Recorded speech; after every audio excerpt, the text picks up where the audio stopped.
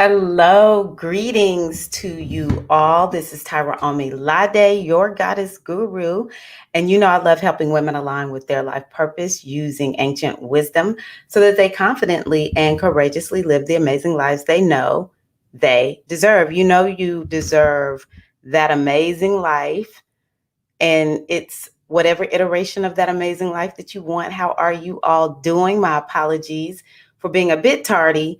I had a little bit of a Mercury retrograde situation going on right before I logged on, but I'm here. How is everybody doing this Friday?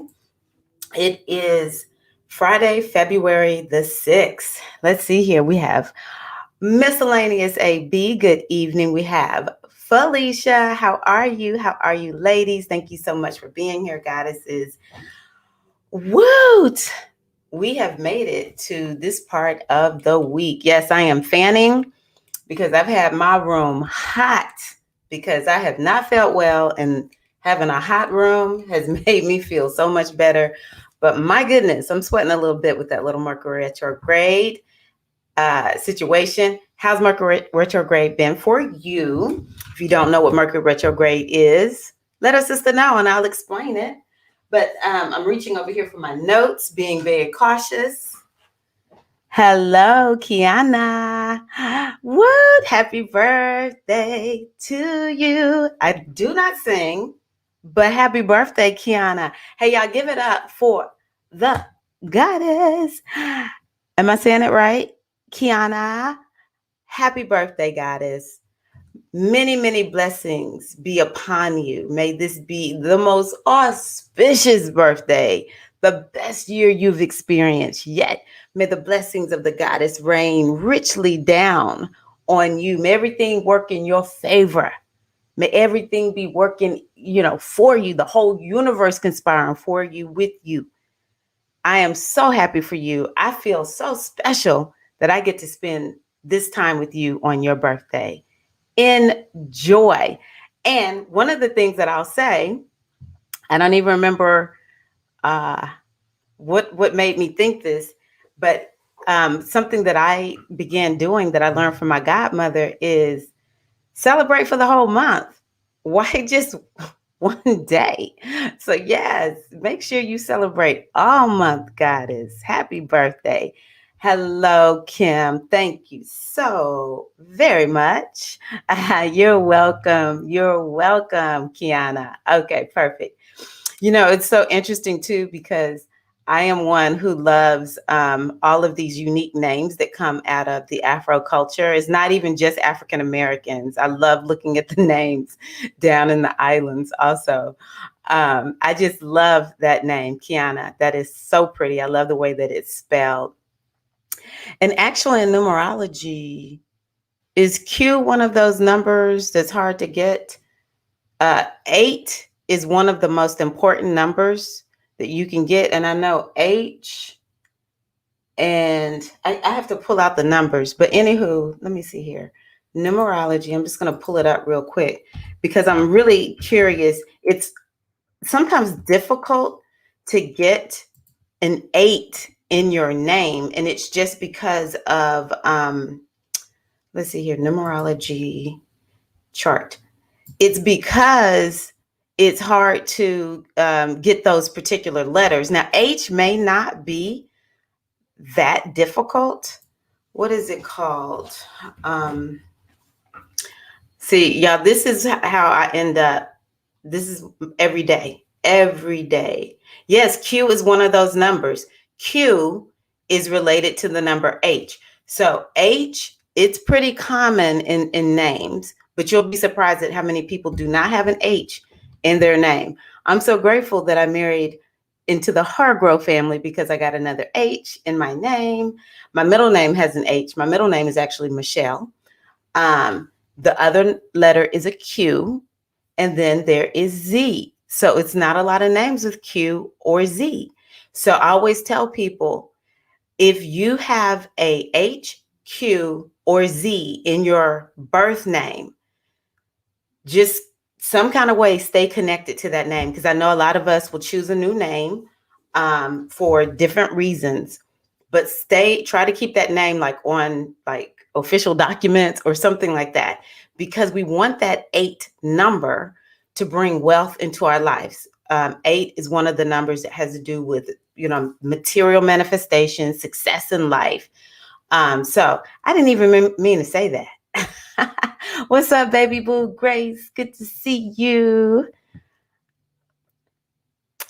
Yes, I have gotten some fresh air. The main thing is if I get cold, OMG, it's not fun. Ah, yay. Okay, cool, cool, cool. Go in on what Mercury retrograde is. Hey, CB, how are you, nephew? Mwah, love you. He always pops on and say hello to his Aunt TT. That's what all my nieces and nephews call me, Aunt TT. I do have one niece that calls me Aunt Tyra. Okay, so Mercury retrograde, what we're going to talk about tonight, let me just tell y'all that really quickly. What we're going to talk about tonight is we're going to talk a little bit about Mercury retrograde because somebody said, girl, go on ahead, give the deets. We are going to talk about one of my new favorite goddesses. I decided this year I am learning more about the goddesses. And it doesn't matter to me what the tradition is. It just so happens that the goddess that we're focused on tonight is Oba. Oh my gosh, I love this energy.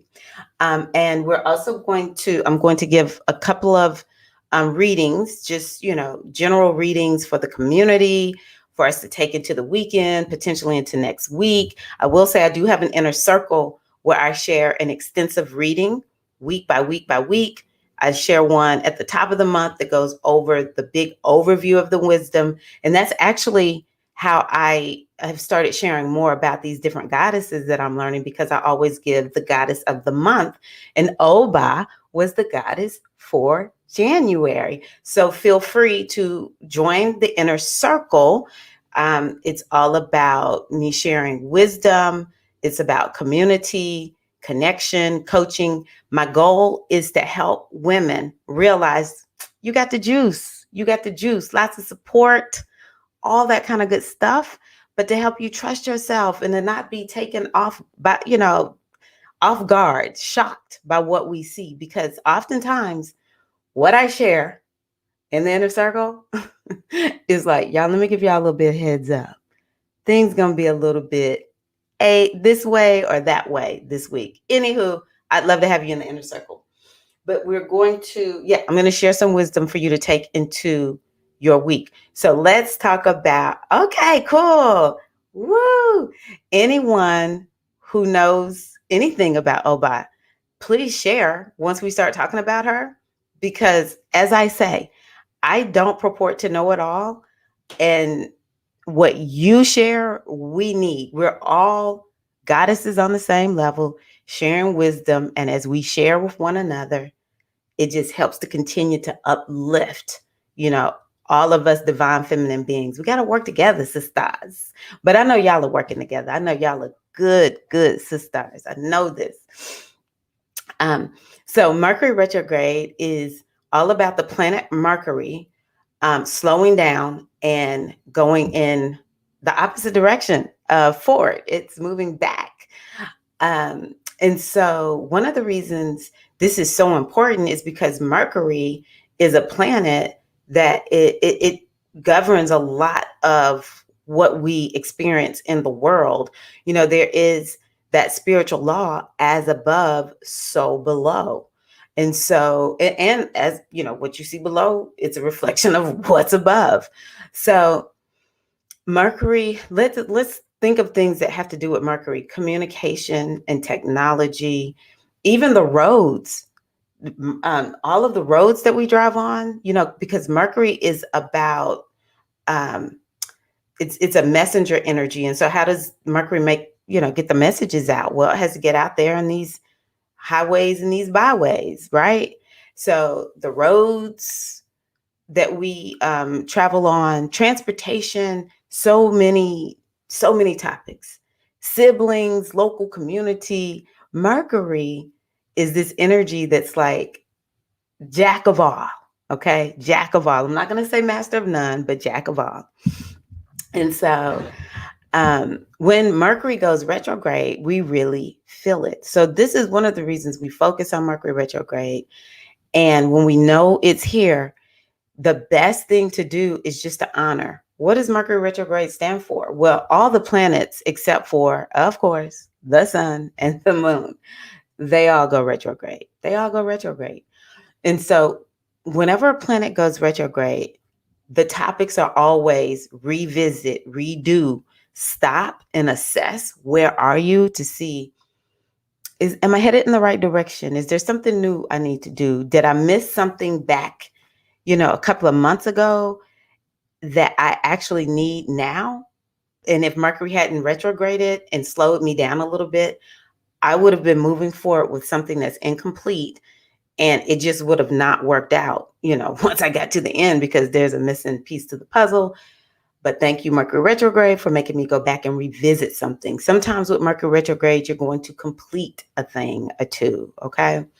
And so a lot of times when Mercury retrograde happens, we'll find issues with technology.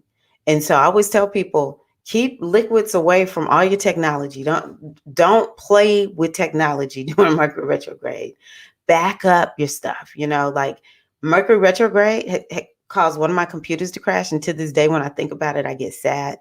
I had so many pictures uploaded on that computer that I never got off of my children, and that's what makes me. I have so many backups to pictures. I go crazy seeing all these backups. I'm like, oh my gosh, it saved a picture I don't want backed up. But I'd rather save something I don't want than to ever again lose all of my kids' pictures. Or, being cautious with how we're talking and making sure we're all on the same sheet of music.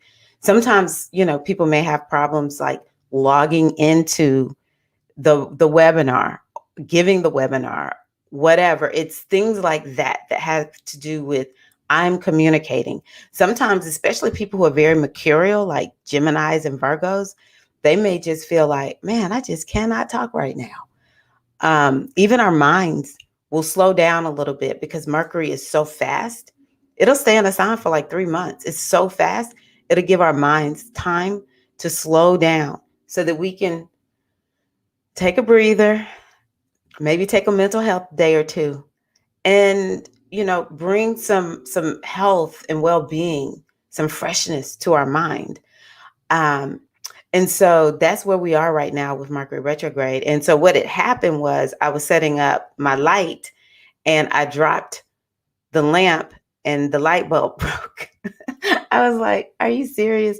Because another thing about Mercury retrograde is, hey, you got to move deliberately, set things up early, leave the house early so that you don't have, mishaps like that or whatever. So thank goodness it was so easy, no problem. I even said, not getting stressed. Hi, Beck. Oh my gosh. How are you, sister? Chula is here. Welcome. So yeah, Mercury retrograde is, I love Mercury retrograde. Actually, I use it as a time. So for instance, this Mercury retrograde, I said, look, girlfriend, you need to go back and revisit some courses. You need to go back and revisit some goals that you have let fall by the wayside and get this thing done, right? You get to choose how you want to, or what you want to focus on with Mercury retrograde. I will say the more you know about your chart, then the more precise you can get about Mercury retrograde for you. But I definitely see this time, which will be here until February the 20th with Mercury retrograde. Yeah, I see this as a time for us to definitely give ourselves a little bit of a breather. 2021 for some of us has started off rough. It started off very rough. Oh my gosh. And so, yeah, I had trouble logging into software that is for remote viewing. I already knew what it was. Exactly. That's another reason. Exactly, Jasmine. Mercury retrograde, when you know it's happening, you just say, you know what, just going to be patient, calm, cool, and collected. And I am not going to get upset and nervous about what I see happening right now with trying to log in. It's like, you know what? Let me just take my time. Because, sometimes we start beating and we're like, why is this not acting this way? And it's like some of us are old enough to remember when there were no computers, or when computers were just like something special. Maybe you saw them at school. And it's like, y'all, we definitely need to make sure that, Mercury retrograde is a time where it's like, y'all, let's respect the technology. Let's just be a little gentle with it and appreciative of it, all that kind of good stuff. My natal Mercury is in Aquarius and it's retrograde. Yes. Now, let me tell you something about that Mercury, Jasmine. So in astrology, and Jasmine knows this, but I'm going to explain it to everybody else before I go into talking about this. In astrology, all of the planets have signs that they're really, really good in. And signs where it's like, it's a little bit of a struggle, We can figure out how to make this work. But it's a little bit of a struggle. And so Mercury in Aquarius, according to one of my best teachers who helps me to be the most accurate in astrology, says Mercury is exalted in Aquarius. And I just believe that. I believe that. Now I'll tell y'all just a little bit for those who love astrology. Aquarius is one of the ruling planets of Aquarius is Uranus. And so Uranus and Mercury are looked at as connected planets. Mercury is here and Uranus is like a higher octave of Mercury. So Mercury in Aquarius is just at home, and it operates really well. The thing about it being retrograde, so if you have a retrograde planet, especially if it's from the sun up until like Saturn or Jupiter, not the slower outer planets, but retrograde means that it might be more of an internal thing that you have to work on. Like for Jasmine with a Mercury retrograde, she might be in her head quite a bit. But see, it's always working in our favor. As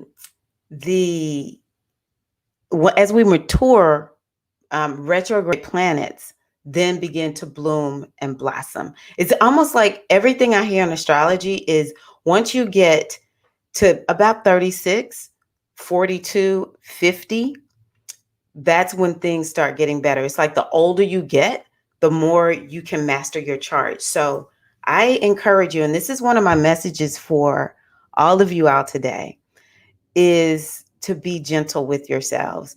I shared a graphic this week of my godparents. This is for my way of doing Black History Month. And it's Babaji Kolioso and Iya Oshinike. Now, Babaji is an ancestor now. It's been actually in 3 days. It will be a year that Babaji made his transition. And one of the famous things that he's known for saying to us is, be gentle with yourself. He had this real super calming voice. Like Babaji never was like super loud. And he would just say, be gentle with yourself. He had that hand out there like that.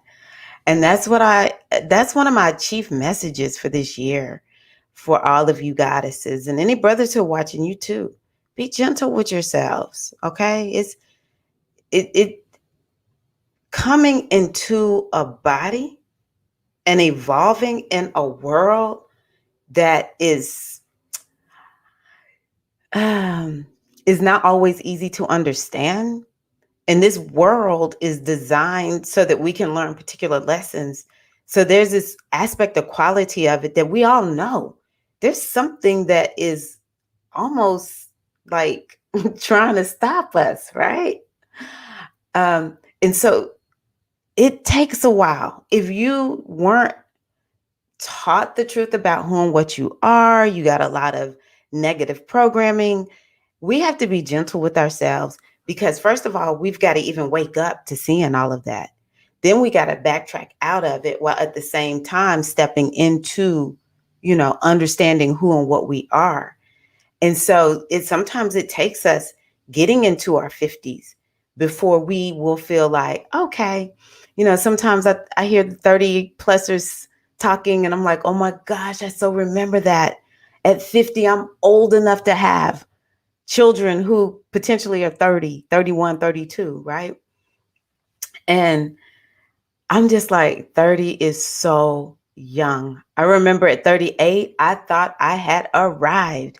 And there is something special about 38 for us women. 38 is an age of maturity for women. 38 to about 42. Again, my godmother, Iya Oshinike, taught me this. And she was like, oh, yeah, 38 to 42, you feel like you just stepped into yourself. You feel so powerful, so alive, so invigorated. And I remember at 38, I was like, I finally feel like I'm grown up. And that's not something that we always talk about in the sister circles. And it's just because, the women who came before us, they did the best they could given what they had. Their issues were a little bit different from even my generation, which I still feel young. But my generation, we're now saying, hey, we need to talk to the younger women, who want to hear what we have to say. I don't want to force my stuff on you. But we need to start saying, okay, when you get to this age, this is something you need to think about. Or when you get to this age, this is what you need to think about. 30 is young. You have a lot of life ahead of you. Take care of yourself. Be gentle with yourself. And, don't be so hard on yourself if you feel like you haven't achieved, because most of us are thinking, oh, I haven't achieved based on what? Based on what the world says is achievement. No, it's okay, right? It's okay. And the more we grant ourselves grace and just accept, you know what, I'm doing the best I can given what I have. And we just keep working at it. I think that's what actually begins to fast track us.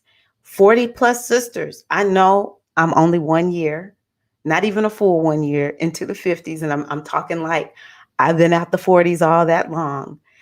The 40s were harder for me than I thought they would be. And so I just want to tell the 40 plusers, you are young. You are young. And at some point, some of you may start going through a change of maturation, and it feels tough. That's what happened for me. Grant yourself grace, because now that I'm 50, I'm like, shoot, I still got a lot of life to live. And then all the 60 plus sisters are like, girl, we just now starting to wake up and live. So grant yourselves grace. Whatever is in your chart, whatever your destiny is, just commit to it and say, you know what? Like I told you, I can't remember if it was last week I said this. It is better to do your dharma at 10%, to live your life purpose at 10%, to live it messy, than to live somebody else's life purpose, somebody else's dharma at 100%. I remember getting a reading one time from a Babalao. He said, the least of your real self, Tyra, is greater than 100% of your superstar made up self. That I have never forgotten that. I remember very little from that reading, but that has been burned into my consciousness because it spoke so much. And so commit to your destiny. Part of your destiny is just loving you. Part of your destiny is just stepping onto a path of healing. Just saying, you know what? Right now, I might just work a mediocre job. I may not be working my dream job because this mediocre job doesn't require a lot of my resources. So I can just go to work, make the money in order to, have a place to stay, buy food, clothing, other stuff, whatever you want to buy. But it allows me the time to do this healing work that I need to do. For some people, that's just where you are right now. And it's okay. This hyper need to succeed. Oh my gosh, it has held me back so much. We think and this is one of the reasons I'm talking about Oba tonight, because we think all this push is what's going to get us there, when actually this month of February, I just ask you, Relax, relate, release. I don't even know what that's from, but that's what I wanted to say right now, y'all. Hello, hello. Let's see what y'all have said.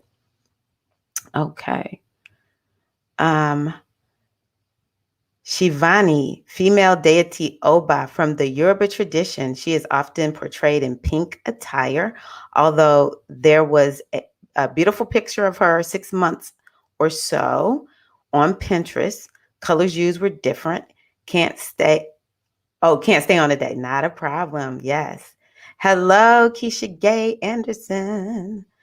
I know of them, love them both, only had a few encounters. Oh my gosh, Kim, yes, with Babaji, but his essence always stuck with me. My sister's a part of SFM. Oh, wow. Who is your sister, Kim? Who is your sister? Because it's not many of us. We all know each other. Hello, Dr. Vershern. I am learning to be gentle with myself in this now. Yes, it is a true task. It really is. And Kim, you want me to tell you what I have figured out?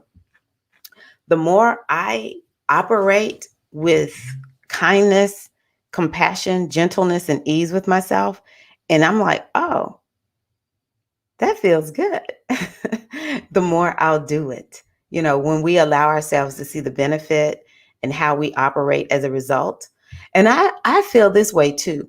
The world is beating us up enough. We may as well go on ahead and boost ourselves up a little bit. We may as well go on ahead and just sit there, just like we would rub on a friend who is having a rough moment or just showing affection, just rub on the friend, even though we don't know these days nowadays. I don't see my friends much at all except for virtually.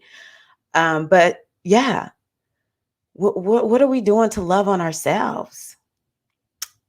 Oh, Shivani, you are perfect. It's it's fine. You don't need to excuse yourself for that. I'm glad you gave that input. 32 this year. Woo! Learn something new from you every time I listen. Yeah, 32 is it's such a young age. And of course you feel more mature. I don't take away from your maturity. 30s is definitely a time where we're like, okay, I'm feeling more like, okay, I feel good. I don't feel so green. There's this astrological event that we go through called the Saturn return that matures us. So we definitely are more mature, not feel. We are more mature. And that's why we feel more mature. But I do think that there is this rush to succeed. And I never was able to shake it in my 30s, not even my 40s. And it's so disappointing. But the question is, what's the real mission? What's the real mission? And since I've learned astrology, it's like I've learned to accept my cycles and accept. So, for instance, 35 may not be a fun year for people. So if you haven't made it to 35 yet, when you get to 34, that's a year where going for success is would be really, really good. Let me see here.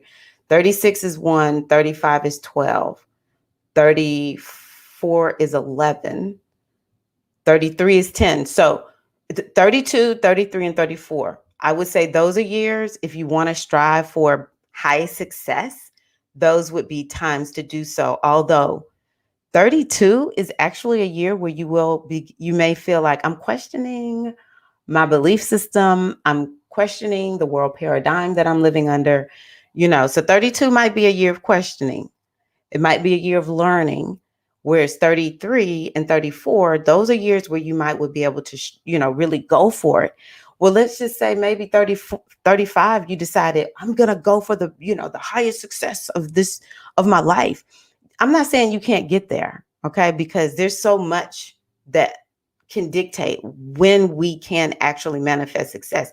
I'm just saying at 35, if you sort of feel like, you know what, I feel like I just want to be a little bit more introverted and I don't feel like doing a whole lot. My energy is a little bit low. It's okay. That would be a year to lay low and to do some healing work, maybe, because baby 36 is a year of rebirth. So understanding these cycles it can help us to accept a little bit better. Why did things not quite work out? Why did I not achieve my goals when I went for them in this particular year? Like, why was that like one of the suckiest years of my life? It's there's a lot that can explain it. We're not just at um well, how am I trying to say this? It's there is definitely a purpose, a rhyme, and a reason. Let me just say it that way. All righty. Uh yes. Okay. I love it when y'all know all of these facts. So Kim has shown me from a different world. Okay, well, I feel so happy. I can see why I quoted it actually.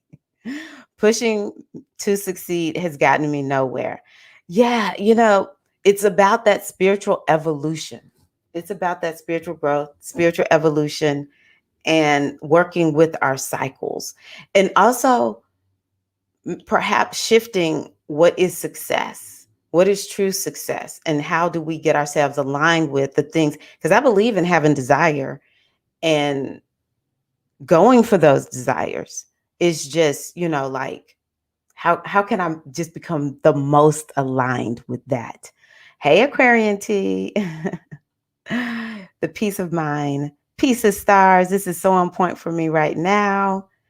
Affirmation after affirmation. Woo! Wonderful. Nice, Jasmine. Yeah, 32.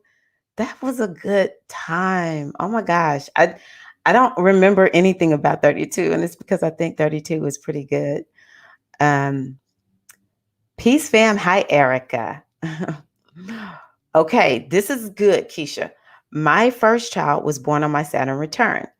How's that for cosmic humor? Had to grow up fast. Now, Keisha knows astrology, and that is actually one of the premier events of Saturn return. Some people will become a parent. Yeah, you got to grow up fast with Saturn return, and nothing makes you grow up fast like a baby. I always crack up when people are going through their Saturn return and they say, "Oh, I'm having a baby," or "I'm getting married." I just laugh. I'm like, of course, of course. So Saturn returnish. So Saturn returnish. Breathe in, let go. Yes, baby boo Grace. Yes, I'm loving seeing all of these comments too. T Luna. Okay, T Luna. I was looking forward to 35. I'm only 31. So I'm going to rest at 35 for the year.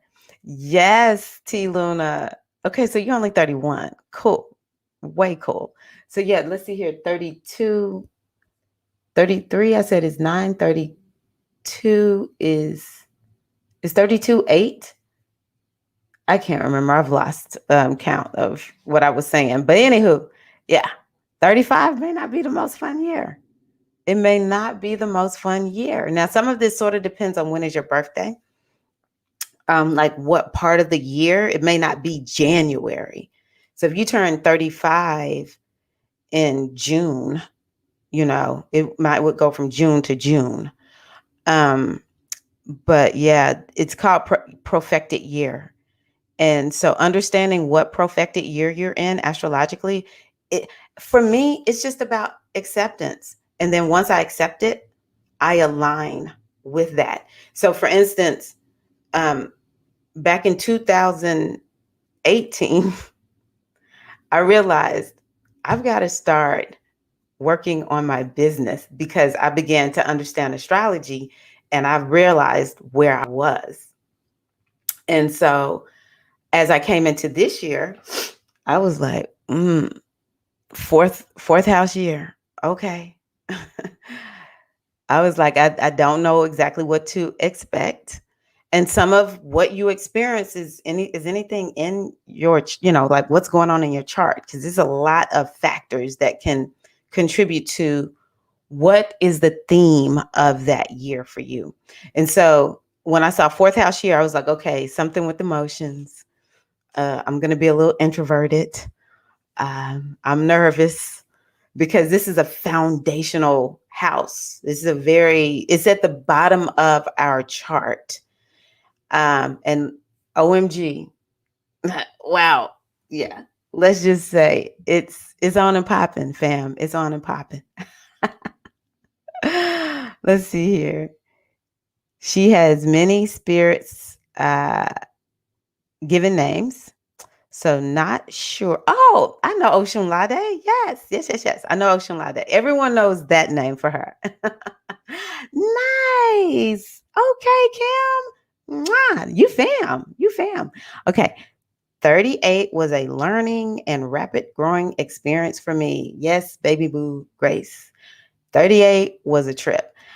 I think 38 was more of like I said, I felt very mature, but yeah, it was a pivotal time for me. Ah, yes. Yeah, age can teach us a lot. And I did not realize this um, until astrology or numerology will break it down for you too. Yeah, age dictates quite a bit of what you are to experience. And I find it works like clockwork. Keisha, you can let me know what you think, or anyone else out there who knows astrology. It works like clockwork. 28 to 30 was so rough. I'm seriously going to work to be good, to chill and relaxing. In a relaxing place in the world, raise some babies or something. Yeah, 28 to 30 is the Saturn return time, T Luna, and it is a rough time. It is my Saturn return was not fun. My Saturn return was one of the worst times of my life. It was one of the most pivotal times of my life. But yeah, 28 is no joke, baby. Okay, so I just find this to be so fascinating. Like I said, in my inner circle, every month I highlight a goddess. And for the month of January, I highlighted the goddess Oba. I had not really heard much about Oba, worked much with Oba, but I was just like, you know what? I'm feeling Oba this month. You know, I'm always sort of like one who likes working with the underdog. I'm like, ain't nobody talking about Oba? Really? Okay, let's do this Oba. And so I will tell anybody, uh, the tales and myths and stories and paktis from Ifa. That is not my forte. I do not even consider myself to be a teacher of that tradition. I just have not had that training. But as somebody who is a part of the tradition, studies it, um, I will share the little bit that I know.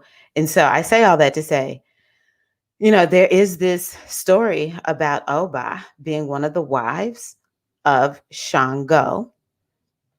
And though she was the first wife, um, you know, Oshun, as Oshun always does, she was very, very beloved, of Shango.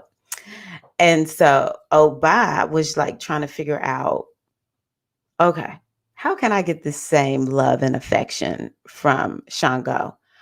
And so she was so desirous of making this happen that she asked Oshun, what have you done? And Oshun said, oh, I cut off a little bit of my ear. And I can't remember all the details, but it was something about cutting off her ear. Oshun had not done this. But that's what she told Oba. Oba, because she so badly wanted this love and affection of Shango, she cut off one of her ears and put it into his coffee or drink or something like that. And well, it probably wasn't coffee, it was your drink.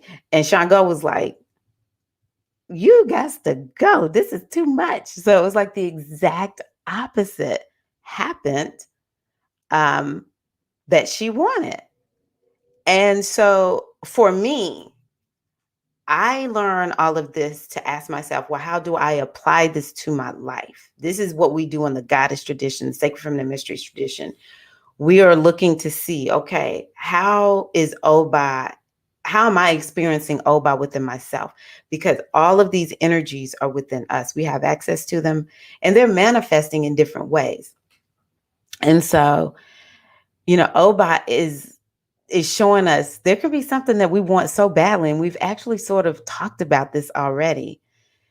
We're pushing so hard for it that we actually create um we're not moving forward. Let me say it that way. We are not moving forward. One of the authors that I looked at used the word logjam. A logjam will be created. And so, what we call on Oba to do is to help us to understand how to go with the flow. She is a water deity, she is a water goddess. She is, she has a river. And so, Obad, if we really think about the story, and y'all tell me if y'all agree with me on this or not, or what your thoughts are, she was, to a certain degree, operating against her true nature. See, if we are the river, then we just go with the flow, and a way will be made. The way will be made.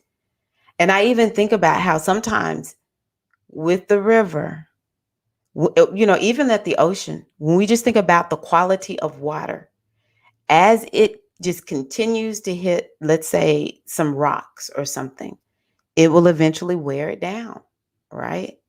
Sometimes it just takes a little bit of time, but it always gets there. Also, this quality of going with the flow, it allows us to become flexible and mutable. One of the things that I describe about another water deity, which was Oba's problem, Oshun, is her ability to shapeshift. And so we're talking about the quality of water. This is what, when we go with the flow, it relaxes us so much that we can see a new way to take, or we can see a new way to be. Creative solutions come our way, right? And it's so interesting, huh? I didn't even think about this until now, because Oba is related to love. This love and this passion that she had. It still goes back to how, when we are in a relationship, going with the flow.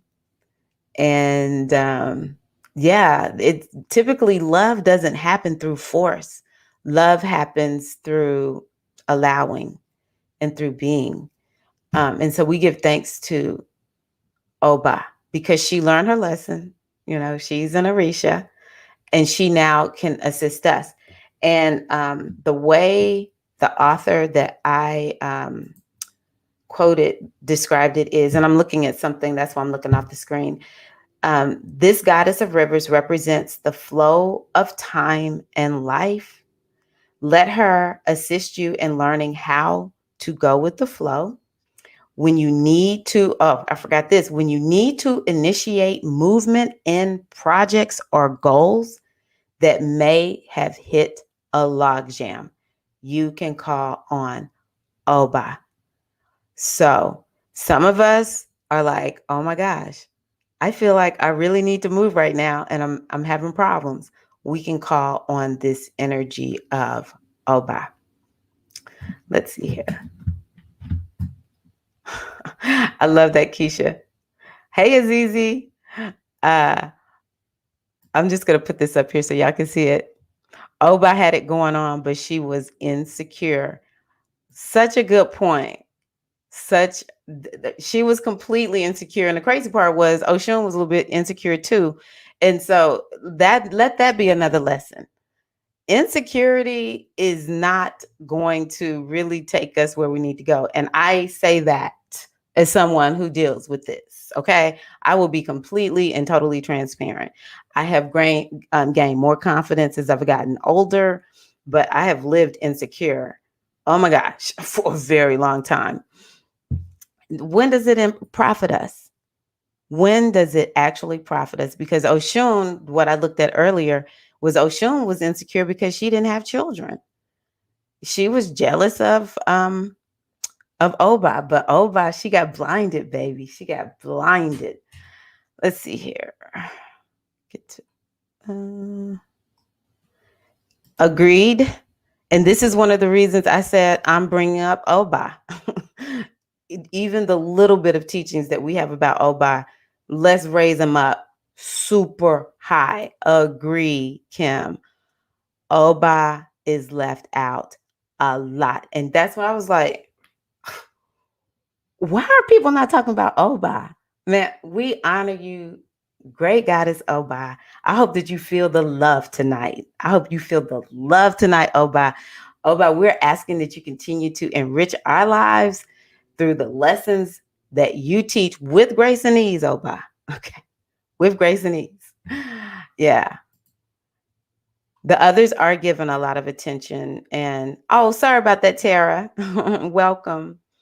It was a late notification. But yeah, others are given a lot of given more attention. And so yeah, let's do our best to raise up goddesses. There's a new one that I've talked about this month in the inner circle. Never had heard of her before. Now I had heard of Oba, hadn't worked with her much. But there was a new one. And I was like, this one is off the chain. This one's off the chain. Okay. The way I understand the story, if we look at it metaphorically, it is Oshun or Oya. That is true. Oya was a part of this, was in Oba's ear, telling her lies. Be careful of listening to jealous people. Ashe. That's a good one, Keisha. That's sound teaching right there. We're just going to hold on to that. Oba is teaching us to follow our own intuition. Yes. Yes. Love it. So yes. Oba.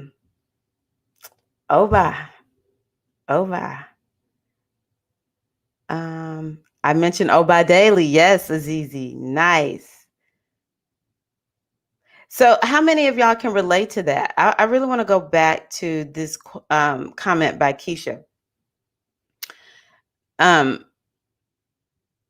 Be careful what's in your ear. Be careful listening to jealous people. My God, I just had a conversation with myself maybe this morning or yesterday. And I'm telling y'all, some days I'm just like, wow, the things that people will say, and you'll think, why are they coming to me like this? It's not even a stranger. Sometimes it's people that we sort of know or whatever. Maybe it's people that we know well. I don't know. But I have dealt with a lot of jealous people, and it takes me a while. And oh my God, they really throw me off. Have y'all ever identified jealous people speaking in your ear? Like, what we gonna do, sisters? Right. And I just say, like what Keisha said, trust your intuition. Trust your intuition. If you think, I wonder the vibration of the words that are coming out of this person's mouth doesn't sit well with me. I will trust me over them. Okay. Maybe it's jealousy. Maybe it's not. Maybe I'm just, thinking that all that much of myself. But if it don't feel right, baby, it might not be right. It's okay for us to accept that. It's okay. Oba. Here's Felicia. Home, hearth, marriage, protectoress of wives, mothers, homemakers, abused women. Oh, this is true. I've seen this too. Sex workers. Her weapon, double swords trained by Ogun. Shut the front door. Have y'all ever heard of the dance Makulale? Makulale. That is a dance that would go, I think, so nicely with this energy. Oba. Makulale is out of Brazil. Okay, Azizi. That's cool about your friend.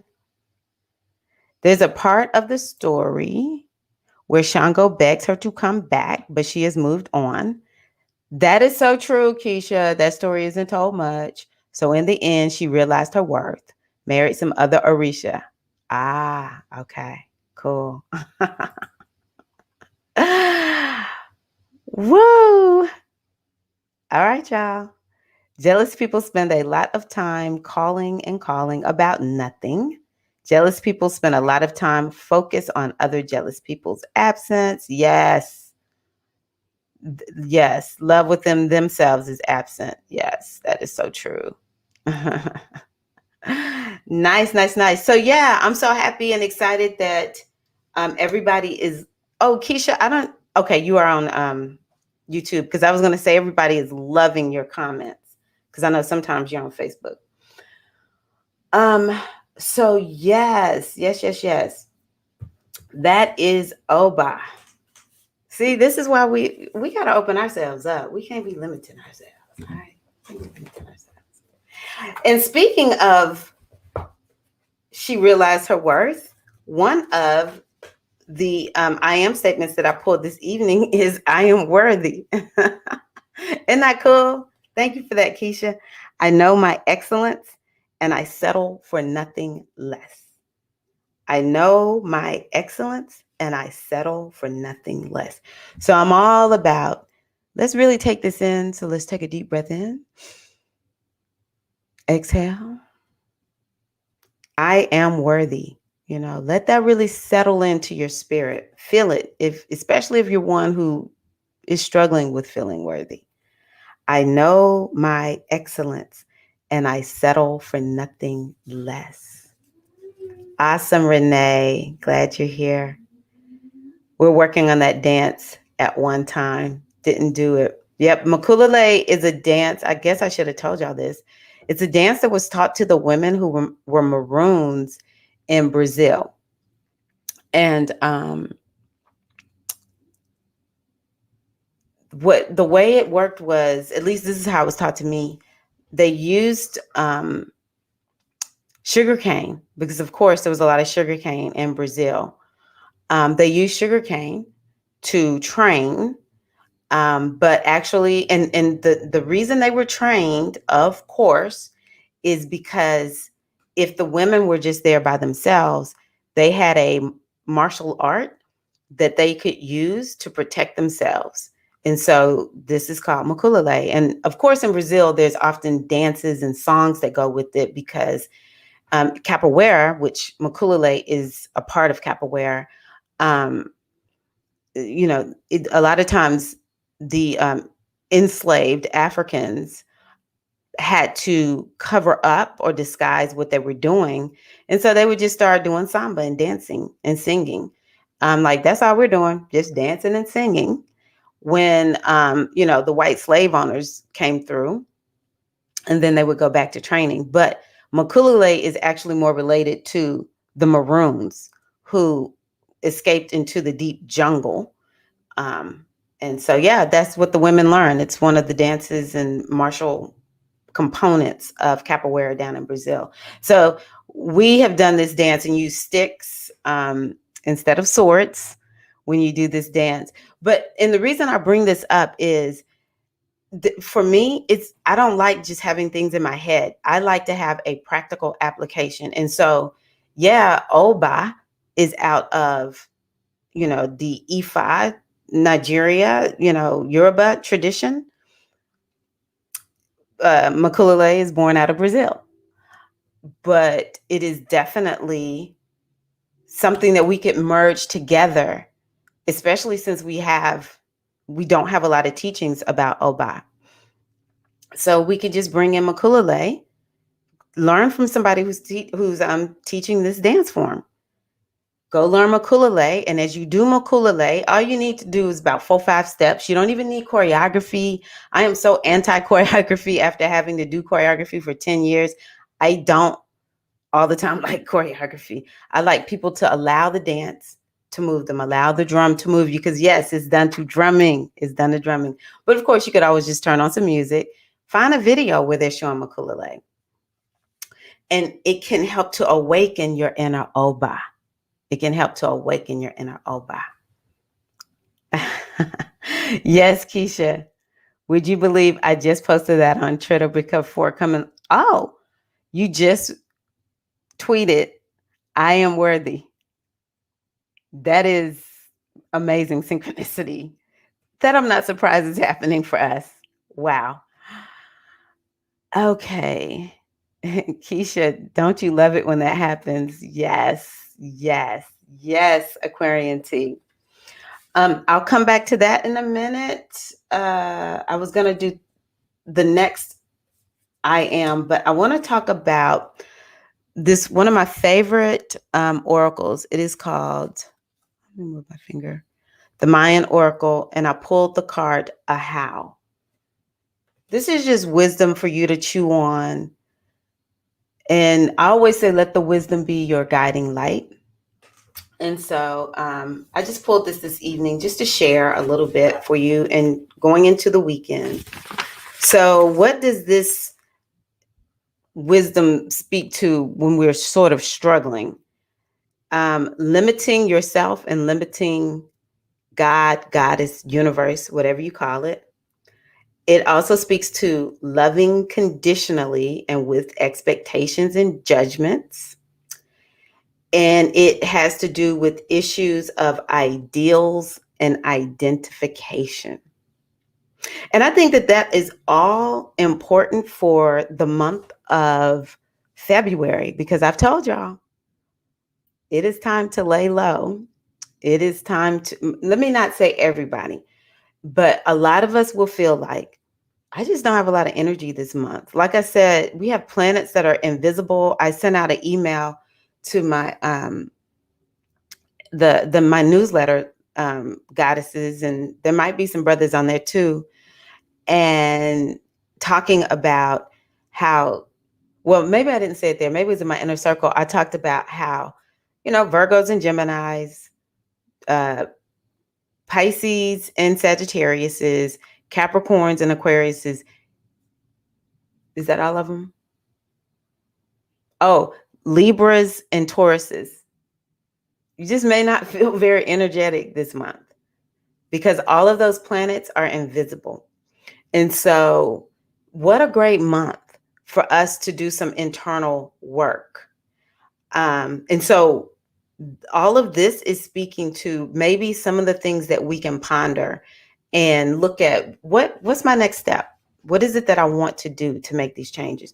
So this one says, in order, the way to manifest this in a more beneficial, feeling good, positive manner, I guess you could say, is being love's presence sets you free.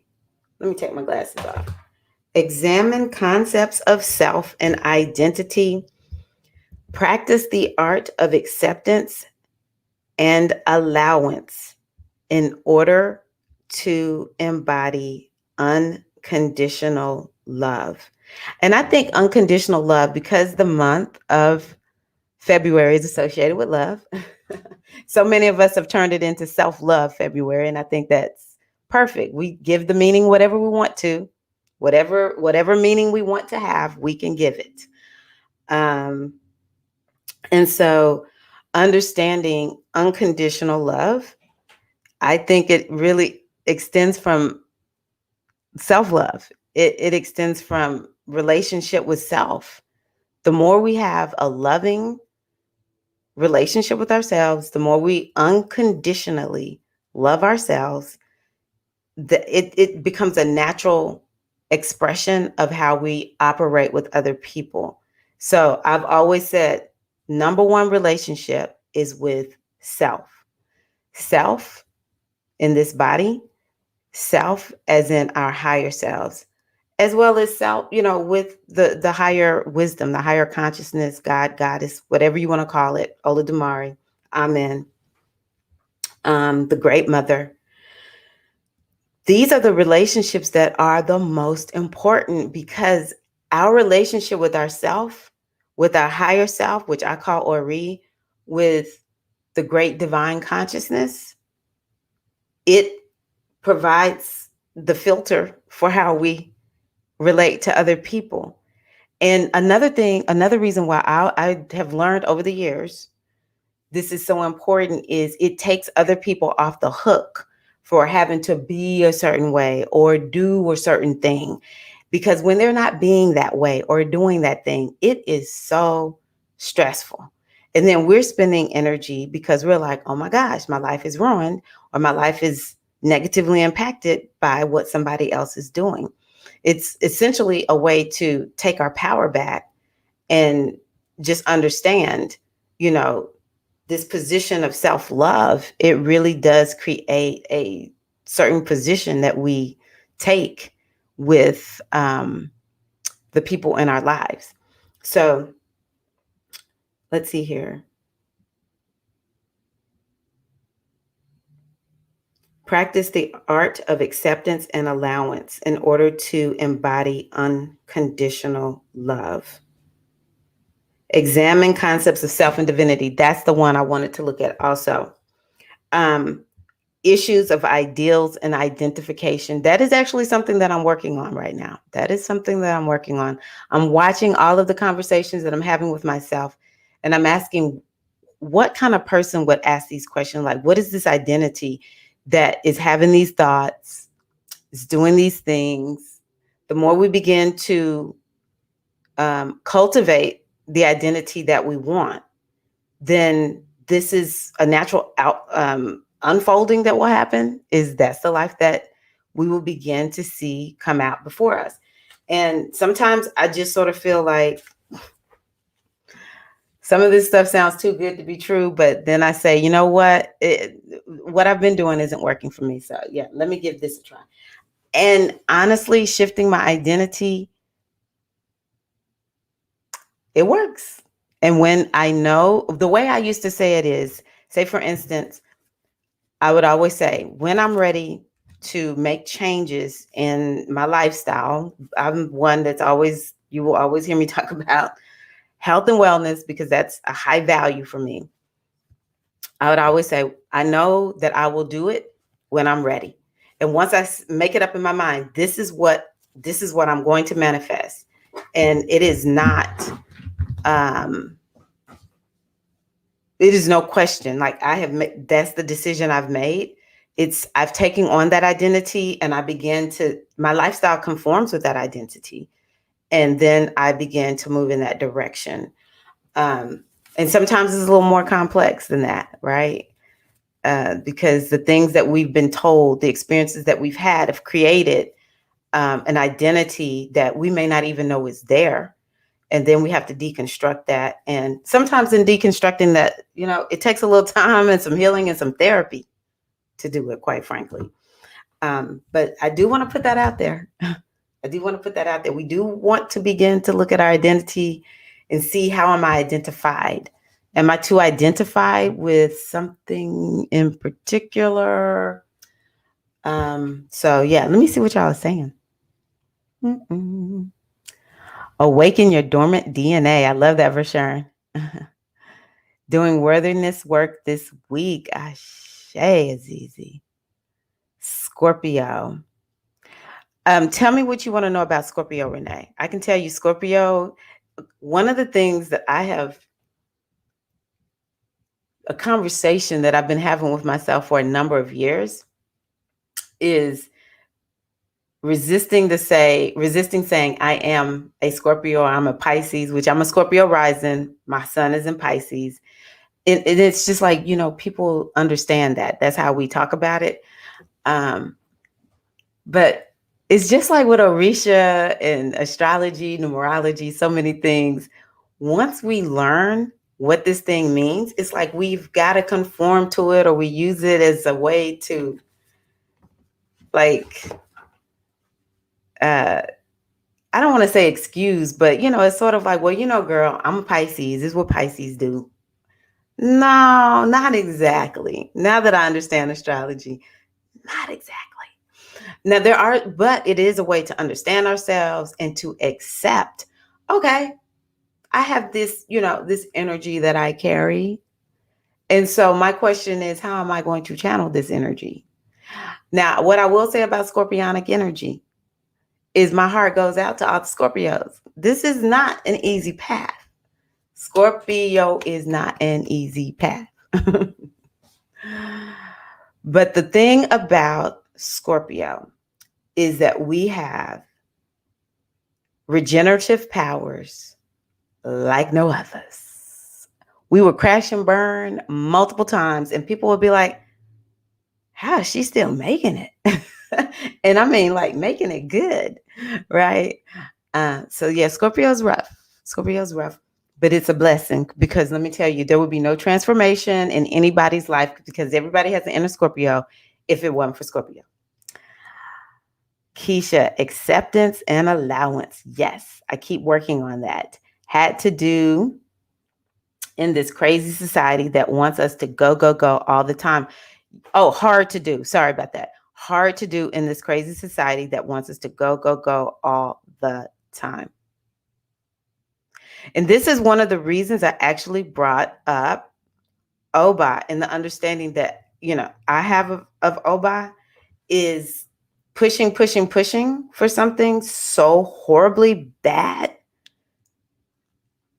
I lived that. I was like, wow, these goddesses, I'm putting them in the inner circle spiritual care package. And my goodness, like I'm actually living this out. So what I didn't know if I was going to tell y'all this evening or not, but I'll tell y'all. And that is, well, y'all know I already experienced having COVID at the top of the year. December 31st, I was in bed with COVID-19. And so what has happened this week? I've had COVID 2.0. I'm like, what the frick? Like right now, my taste buds are not full on. I've lost my taste a little bit. It's just the exact same thing that I experienced, except for it's at like 65, 75%. It's not as serious. And of course, with COVID, it's like, just rest, dear. Just rest. Everyone says it's because it's true. One thing I can say about COVID, I sort of see it as because I've got to turn my lemons into lemonade. That's just how I do it. So with COVID, I said, this is a society that doesn't know how to slow down. Just like what you talked about, Keisha. What does COVID do? It stops, maybe not everybody, it stops a lot of us in our tracks. And it makes us take a break because that's an issue that I have. Go, go, go, go, go, go, go. And I even notice, I look at myself, it's like, oh, okay, just one more thing. Oh, wait a minute. Okay, let me just do this one more thing and one more thing. And next thing I know, I've gone like another hour or two. And it's crazy. It's crazy. And so when I went through it the first time, I was like, whoa, I'm humbled. That thing made me question my whole life. It made me question my whole existence. But the one thing I took from this was, baby, you have got to rest. You've got to be more gentle with yourself. And you need to pace yourself a little bit more. And that's sort of how, this, oh, bye, I give thanks. Oh, bye, go with the flow. Okay, go with the flow. Quit push, push, push, push, push. Just like we were talking about, earlier. Push, push, push, succeed, succeed, succeed. And how has it profited us? The majority of us, I'm beginning to think, this is just the lie. And we get on this hamster wheel in the society, whatever that is. It's not just the United States. This is something that a lot of people are experiencing worldwide. And so it said to me, you need to slow down. You're doing way too much.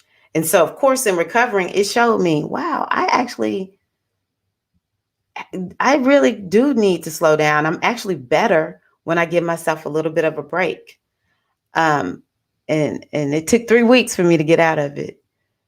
And once I got free, I totally forgot. I started pushing myself again. I was feeling 100 and I just fell back into this workaholic identity that I really actually didn't realize I had until the last couple of years. And so this week, COVID was like, hey, what's up, babe? I'm back. You didn't get the lesson. You didn't get the lesson. We had to come back and give you a reminder to slow down, to be gentle with yourself, to take the time, just like how I was saying, take this time to go within and really do the healing work. Like I told you, I'm in a 4th house year. I need to be, well, I'm not exactly in the 4th house year yet. I'll be there full on, I think, at my birthday, if I'm right. But Saturn is in my fourth house. Everything is in my fourth house right now because it's Aquarius. So Aquarius, I mean, Scorpios, especially Scorpio risings, my heart goes out to you. My heart goes out to all the Scorpios. Um, and so, yeah, I'm working on this energy of the fourth house. And when I go, I'm not tapping into my emotions. I'm not tapping into blocked and trapped emotions. I'm not being gentle with myself. Fourth house is like, hey, you home and family and ease and care, and do some introspection and self-care and love on yourself and cook yourself some nice food. It's like, take care of yourself. This is your foundation. This is a foundational year. And so this is one of the reasons, it's many reasons that I'm saying this. Sisters, be gentle with yourself. Like Baba G said, we have got to make the choice. Like I told my husband, because our COVID paths have been so similar. It's like we're twins. I said, don't be like me. Take a nap, get some rest. And so he immediately, once he saw that I wasn't feeling well again, he immediately started taking naps again. And he's like being easy with himself or whatever. And all my family's doing good. All my family's doing good. So y'all don't be like me. Don't be like me.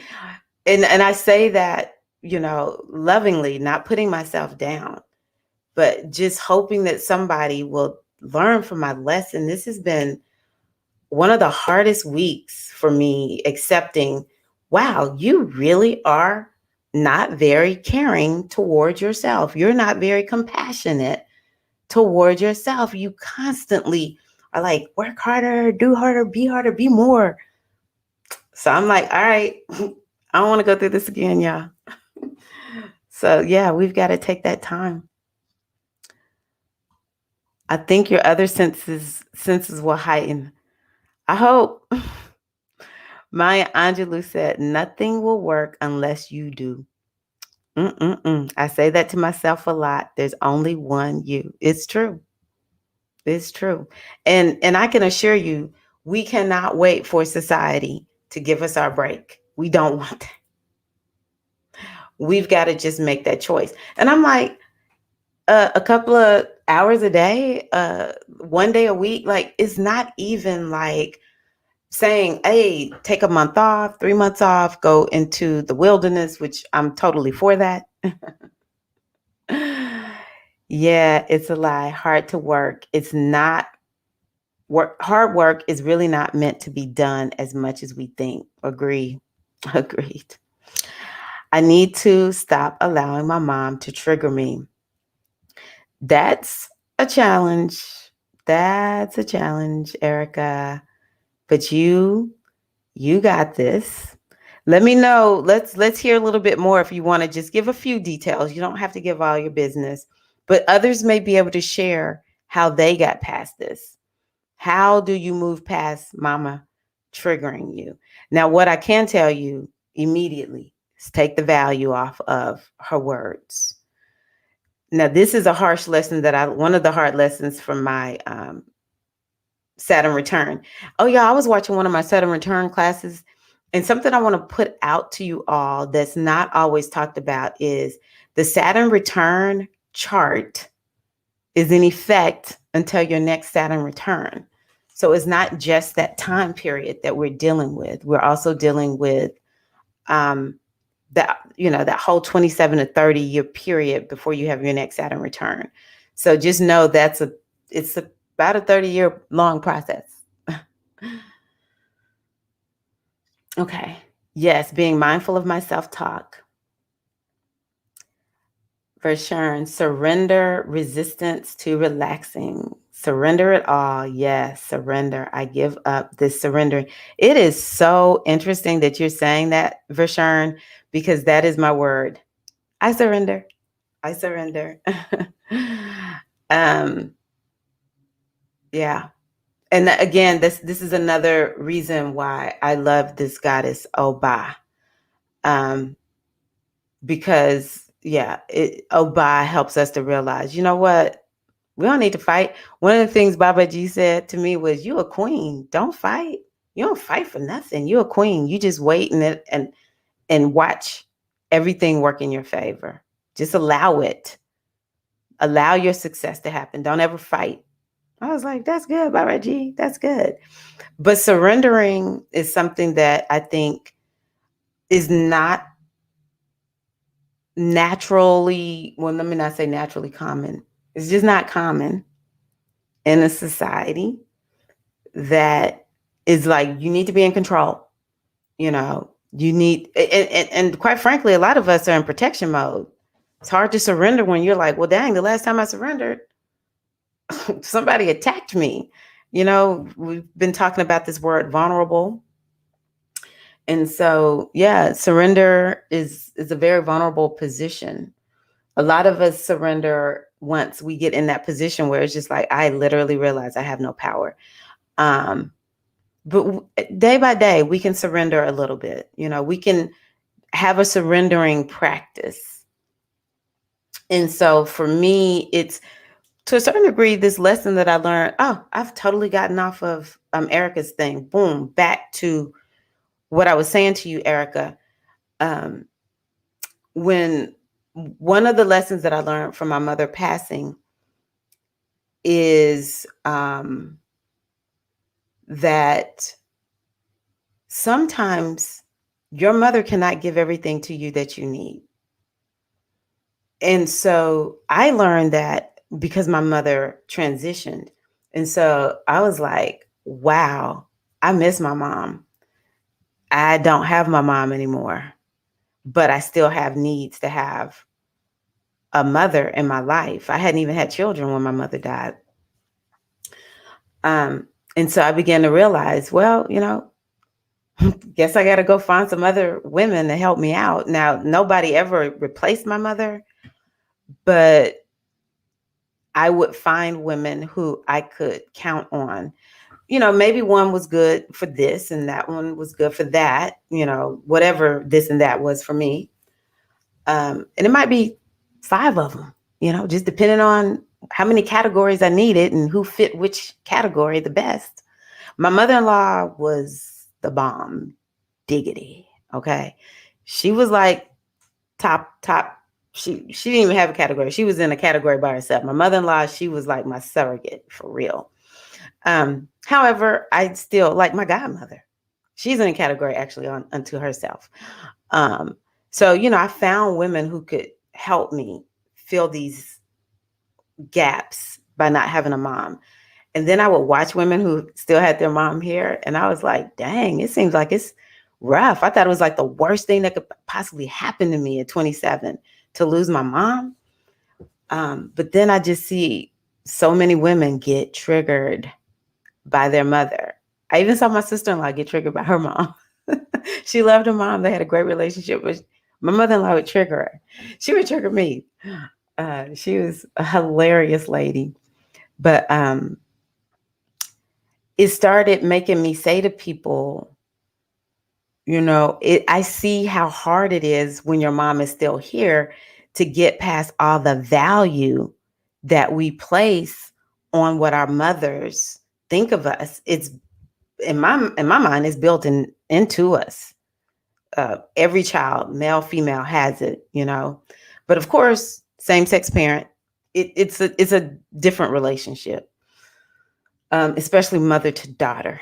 And so it's really hard to get past that value that we place, that deep, deep love. It's people my age, older, still crying for the love of their mother, but their mother maybe isn't able to step up and fill that role. And so if you can take the value that you have placed on your mom's opinions and just the words that come out of her mouth, because your truth is different. Like whatever your mother is saying, it doesn't line up with your truth. And your truth is top, it's the highest priority for you. It does not have to line up with what your mother is saying. Your mother does not need to co-sign on it. She does not need to approve it. then you can go find another woman to fill that spot. But it's very difficult. I don't know many women whose mothers are still here who are able to move on without a lot of work, because that relationship is that important. But you can make progress, and you can feel, you can make progress. You can maybe change one or two things. Maybe one or two less triggers is a big, huge win. And as you get older, it might be 3, 4, 5, 10. You might just continue to just disengage one by one by one. It might be one per year, you know, but just as long as you see that you're making some progress and that you're standing more completely within you. I'll tell y'all one other thing that I figured out after my mother transitioned, that my mother is my birth mother, but I'm an infinite being. Actually an infinite being. There was this aspect to me before I came into this body, one afterwards, and then there's one that's in existence now that knows no limits, that is infinite wisdom. And that part of myself is the part that I most need to align myself with. Part of the reason I initiated is because of this pain of confusion after my mother passed. And every time the lesson is the higher relationship. I always get this vision of my mom passing me off to the great mother every time. She's like, baby, I did for you what I was supposed to do for you, and I'm still your top ancestor, but I hand you off to the great mother because you got some work to do with the great mother. I hand you off because you need to step into, higher levels of identity, higher levels of power. And this is just my, experience. Y'all know I never ask y'all to buy into anything that I say, because I trust your inner goddess. I trust your Ori to know what's best for you. But I do share this because I don't think it's hard to see this if you haven't been down this path.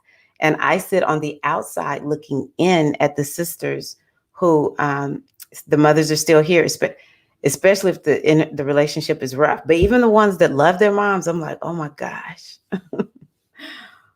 Ooh, this mother relationship is deep, deep, deep and powerful. Okay. Let me put my glasses on, sisters. Oh, nice, Mary. How are you, sister? Word, what our moms can give us. People can't give you what they themselves don't have. And sometimes we are growing up at the same time as our parents because of their trauma or issues. Exactly. And the more we can accept that, and also my biggest issue was with my dad. What ended up happening is, as I worked on, my spiritual growth and development, I actually started seeing my dad very differently. I saw him like as a human, in the sense that I'm like, wow, my dad dealt with a lot when he was a kid. I remember having this revelation, and it made me say, well, I guess he did the best he could given what he had. Like, dang, I didn't even go through half of that as a kid. It made me have so much compassion for him. Now, at the end of the day, I accept. It doesn't change the fact that I was wounded as a child by what happened in my household, and I still got to do something about that. So that's real. That's real. But it's hard sometimes to step in that position where we can literally see. I remember when my friend did this, literally could see, I see my mom for what she really is. She's wounded. This is why she does what she does. This is just a wounded human. And with that, she let it go. I think another sister has awakened, but then there's another sister that still is dying for her mother's love. She just hasn't been able to step in that position. So it's challenging. As close as my mom and I are, I still place so much value on what she thinks about me. That's a very powerful relationship. And it's one that we can choose to use from my mindful studies with kindness and non judgment. We can begin to venture down that path and just look at it and see, is this working for me? Do I want any changes? How do I create these changes? You know, it's no saying anything has to be one way or the other. But if it's a relationship that you feel like, you know what, I really want to explore this a little bit with kindness and non judgment, is what I would say. That's exactly why I was seeking initiation too. Baby steps. Yeah. Initiation is a beautiful, it can be a beautiful thing. I only know the initiation I've done. For me, it was beautiful. Glad to hear that, Claire. Let's see here. That's the part. She does not take responsibility for her neglect. Yeah. That's tough, Erica. So when my children were young, and I'm going to get off soon, y'all, because part of, I think, what makes me fall into issues with my health is, man, I can go a long time. I got Taurus energy, and Taurus is, we can hang there a long time, but my body is like, maybe you should take a break. But anywho,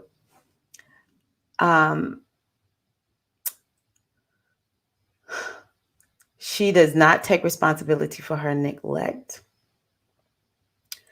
Yes, that's the thing that I was speaking about. Like, and it, I don't know exactly, the work that you've done, but I just really think that the more you begin to acknowledge the truth of what happened, whether she does or doesn't, and you continue to do your work and you heal.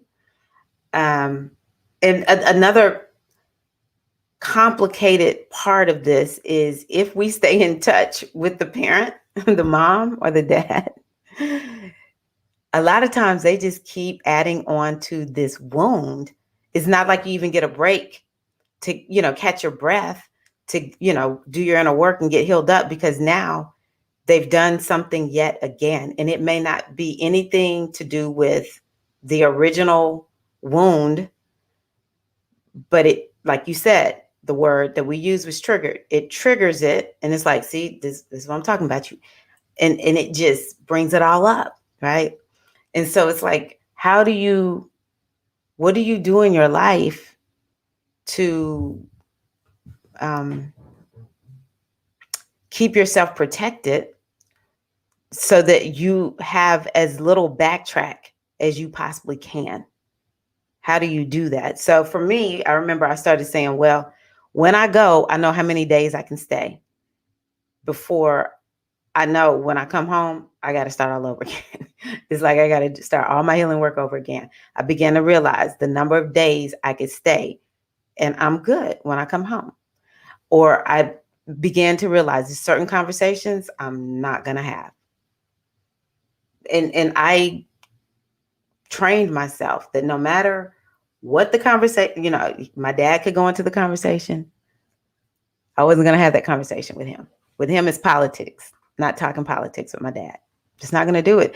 And I remember I was in my 30s, probably closer to 36, that magical age. And I would just sit there. He'd start talking, and typically in the past, we would just be spar wars. It would spar freaking wars on the phone, right? I'm going to get him. My older brother used to say, man, you were crazy back in the days. You would just talk crazy to Dad. And so, of course, I kept it going. And then finally, I just said, I'm done. Like I said, shift in identity, done. He would talk.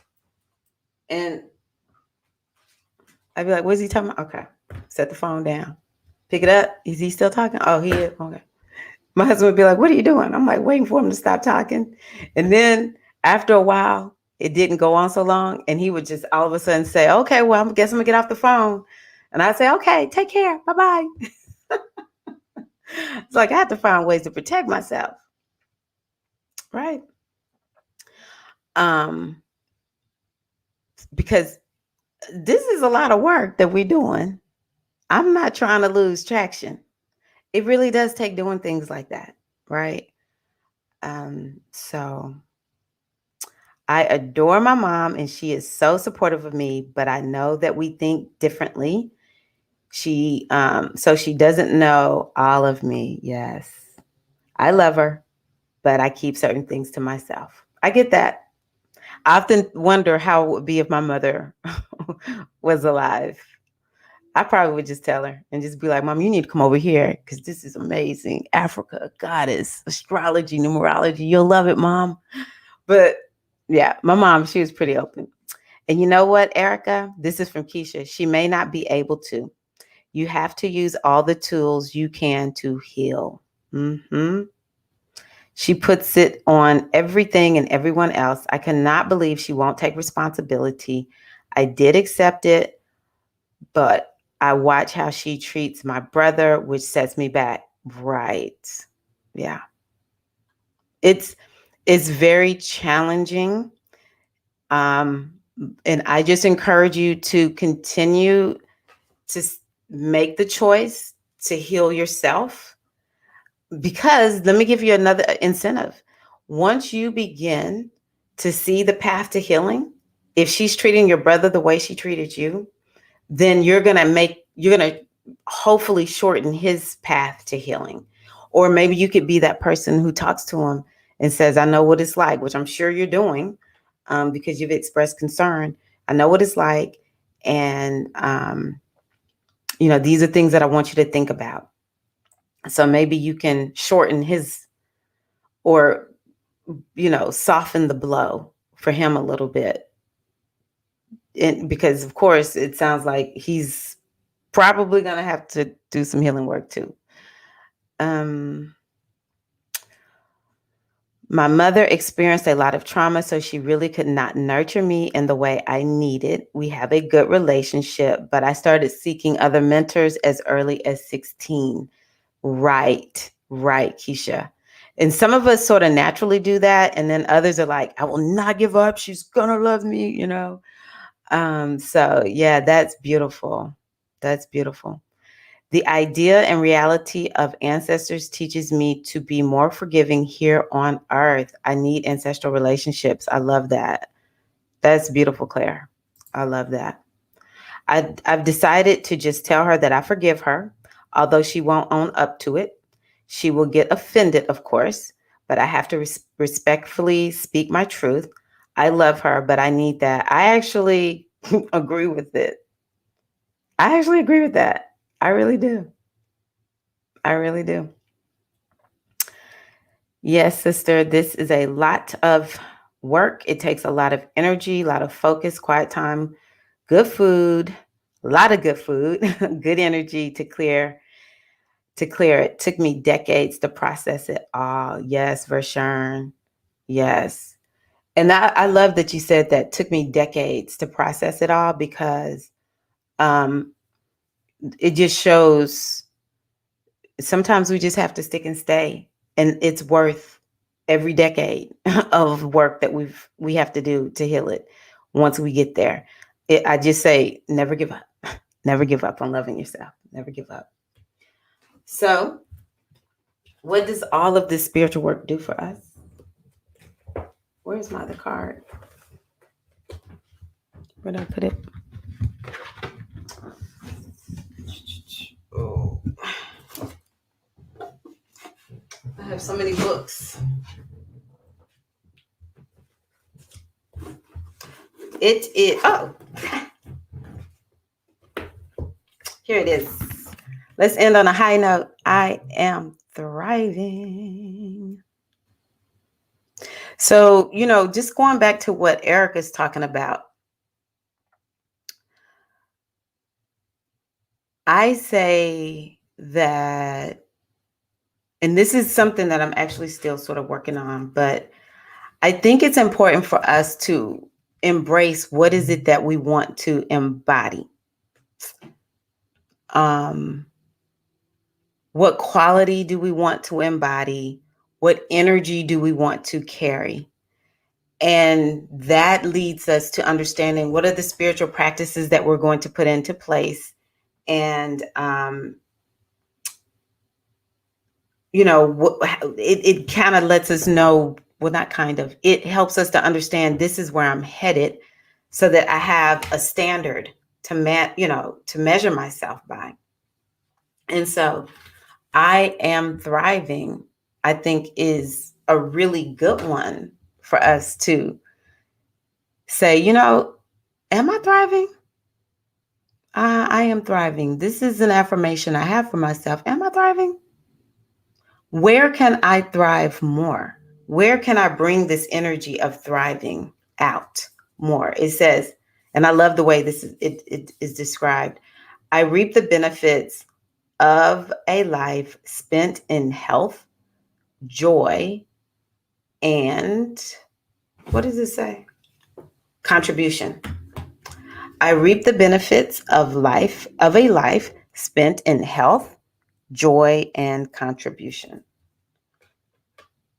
And so I would say, when it comes to healing from childhood trauma, wounding, sometimes it's not, like super serious, I know. But for a lot of us it is. The heaviness of life. The question is, if we're going to embody these affirmations, then we begin to say, okay, I am thriving. Where can I bring more health into my life? Body, mind, spirit, and emotions. And then you begin to craft a spiritual practice. You begin to craft just a lifestyle, however you want to say it, a goddess-centered lifestyle that will help bring more health in that way. I am thriving. And so part of this is joy. And so the question is, where do I have joy in my life? How can I have more joy? And so we're looking for these indicators of health and joy as well as contribution. Contribution, again, yeah, let's be gentle. Sometimes a contribution is like what Keisha talked about, or like what I see with Azizi. You're just putting something out there for people to look at as they scroll. Their subconscious sees, I am worthy. Or whatever these inspirational quotes are that we put out there. That's a contribution, right? Because so many people putting stuff out there that's not real beneficial to us, right? So whatever contribution means for you, I am thriving. So I'm setting up rituals and routines and practices that encourage me and help to cultivate or, make it so that I can make a contribution. So I am thriving. I encourage you all to embody that, set up rituals and routines, use it as a guidepost. Every week, check in with yourself, write it down on your calendar. This is work that we do continually, right? I am worthy. How are you going to measure that? How are you going to cultivate that in your life? I am worthy. And then once you get to that level of worthiness or that lifestyle that you craft, we take it to the next level. So yeah, I'm gonna get off because I'm starting to feel a little bit drained. Reading Psalm 91 at night before you go to bed, and also say, I erase all childhood trauma in this lifetime and past lifetimes. And also, I erase childhood trauma in my 12th house. That's beautiful for sure. Sometimes healing doesn't come easy. Yeah, baby boo Grace, I agree. I'm 50 and I'm still healing. I understand. Same here. Thank you all so much. Magic all in the room. Much love and gratitude. Thank you for this live. Mwah, thank you. And Erica, we thank you for your vulnerability and sharing here. Thank you so much, because this has helped all of us. And so we are happy for you and your mom. However it turns out, we know that your part of it can be turned into something where you're feeling good and you're moving on, and feeling whole and complete, no matter what she does. And I tell you, I have a friend, I'm a witness of this. I'm a witness of this. All righty. Thank you all so much. I appreciate y'all. Mwah. And thank you for your contributions to the conversation. And I'm sorry, y'all. Sometimes I'm like trying to catch myself. Yes. So my plan is always to be here Friday at 5:30. So hopefully I'll see y'all next week. And yeah, don't forget, request a reading. And I would love to have you in the inner circle. And wishing you all a wonderful, wonderful weekend. If the inner circle members are watching, please look for an email this evening, because there's something I want to talk to you all about tomorrow. And I won't be staying on long tomorrow. I promise y'all. I promise y'all. All right, y'all take care. Love y'all. Peace. Hey, Totally Rory. All right, peace, y'all.